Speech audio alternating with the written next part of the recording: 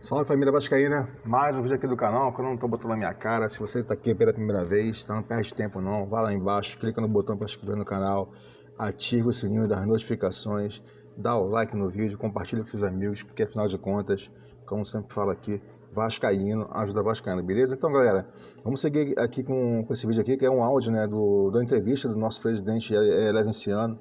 Ele deu uma entrevista aí na Rádio Tupi, abordou vários assuntos aí, como o futebol, a transição aí da presença do Vasco, o julgamento aí no TJ.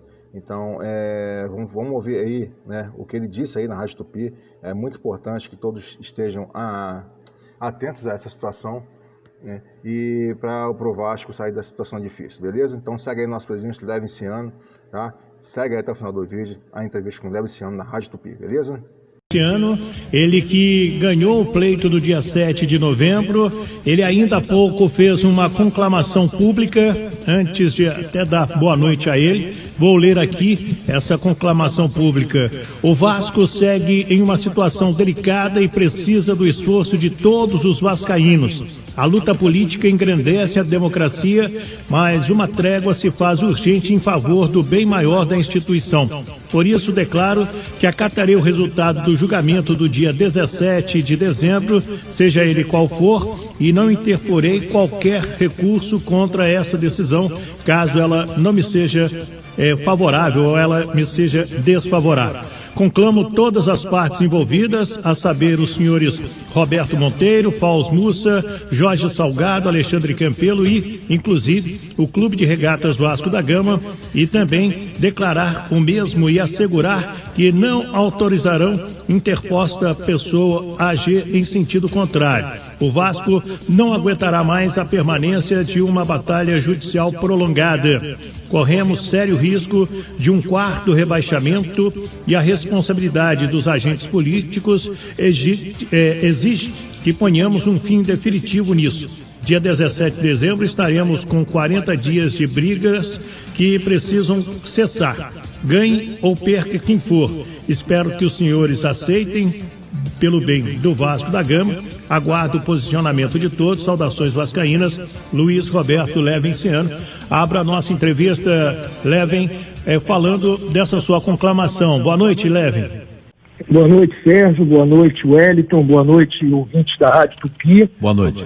A nossa preocupação, Sérgio, Wellington, chegou ao limite, né? Eu acho que a luz vermelha está ligada, né? Nós tivemos uma eleição no dia 7 com todos os candidatos participando, onde tivemos uma votação expressiva de 3.447 pessoas, com todos participando, e até hoje essa situação não está resolvida, o que cria instabilidade, que cria uma confusão, né, uma série de sentimentos negativos no seio do torcedor vascaíno, uma angústia para todos, e isso aí, sem dúvida, acaba por repercutir no resultado de campo, e nós precisamos dar um basta nisso. Então, acho que a minha iniciativa é no sentido de colocar o Vasco acima de qualquer interesse. O julgamento que vier no dia 17 de dezembro, para mim, é definitivo, seja ele qual for o resultado, e eu acatarei, não vou recorrer, não vou alongar essa briga na justiça, que, na minha opinião, jamais deveria ter existido se o Estatuto do Vasco fosse rigorosamente obedecido no tocante às eleições do clube, como em qualquer outro clube. Tivemos aí eleições presenciais no Botafogo, no Corinthians, sem problema nenhum, e no Vasco é sempre uma celeuma, é sempre assunto nacional. Entendi. Como que você viu a participação do time hoje, Léo? Horrorosa, né? Infelizmente o time está desorganizado. A gente toma gol de centroavante de cabeça, onde o zagueiro não está colado com ele ali na marcação, onde estão dois laterais. A gente vê um jogador tendo sido afastado recentemente, que foi o Felipe Bastos. Vemos o Leandro Castan sendo substituído no intervalo. E isso aí deve significar alguma coisa que está acontecendo internamente, que precisa ser esclarecido, né? A gente precisa ter ordem, precisa ter comando, precisa ter alguém que tenha capacidade no momento de liderar um processo de transformação, de mudança, para que o time possa reagir. né? O time, o elenco precisa de ajuda, precisa de auxílio. A gente precisa entender exatamente o que está acontecendo, se nós temos problemas financeiros a resolver, se o psicológico da equipe está muito abalado, né? Se está havendo algum tipo de problema no sentido lá da harmonia do treinador com o elenco. A gente precisa esclarecer, precisa entender, precisa ajudar. O Vasco está precisando de ajuda, né? Eu acho que está na hora de todos pensarem no Vasco para que a gente ainda consiga reverter o resultado de um possível rebaixamento novamente. Nós temos 15 partidas ainda a fazer, é perfeitamente possível se recuperar. O problema é que a gente não está vendo essa capacidade de reação no time no momento. Então precisamos realmente fazer algo que traga essa capacidade de reação. Eu participei, Sérgio, da eleição. Eu lembro a todos os vascaínos que eu não organizo eleição. Eu sou só um sócio que tinha capacidade elegível de se candidatar, me candidatei, participei da eleição normalmente, cumprindo todos os ritos do estatuto, e tinha um planejamento, que é o projeto Somamos, para que a gente, ganhando as eleições no dia 7, como aconteceu, que a gente pudesse oferecer ajuda ao Vasco a partir do dia 8 de novembro. Nós tínhamos, inclusive, planejado a possibilidade de reforçar o elenco, de reforçar o time, né? Mas para isso a gente precisaria da cooperação, da parceria do presidente, que acabou embarcando também nesse factoide, que foi outra eleição que foi criada no dia 14, em desacordo com o estatuto, né? Na minha opinião, patética, com 2 únicos candidatos, em vez de todos participando, de forma que isso causou uma balbúrdia no clube e evitou que a gente pudesse colaborar como a gente queria, como presidente eleito, já a partir do dia 8 de novembro, eis que havia prazo ainda de inscrição de jogadores no Campeonato Brasileiro, e isso aí nos deixa hoje com as mãos atadas em relação a não ter condições de fazer muita coisa para poder ajudar como a gente poderia desde a data de 8 de novembro. Mas estamos aí, de qualquer maneira, conclamando publicamente todos esses agentes políticos citados, inclusive o clube, para que acatem definitivamente o resultado do julgamento do dia 17 de dezembro, seja ele qual for, e cessem essas brigas judiciais para que o Vasco encontre o seu caminho, reencontre o seu caminho de vitórias, de harmonia, de paz. Chega de brigas dentro do Vasco. Tá bom. Só para a gente terminar, ontem o presidente Campelo, nas redes sociais, ele convocou você e o Salgado também para começar o trabalho de transição. Isso evoluiu de ontem para hoje? Vai evoluir de hoje para amanhã?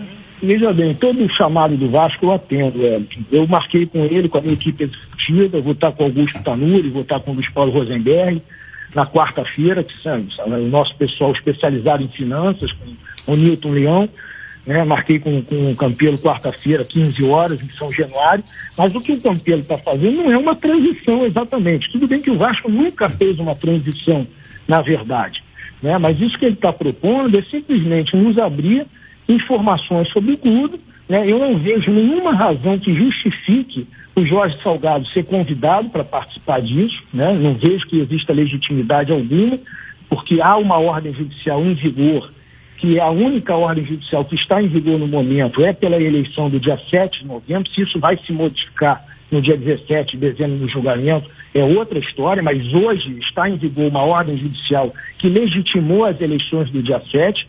Eu não entendo que o Campelo, não concordo com essa posição do Vasco, do Campelo, de que há uma indefinição, até porque o Campelo exerceu o mandato dele por 3 anos embaixo de uma ordem liminar.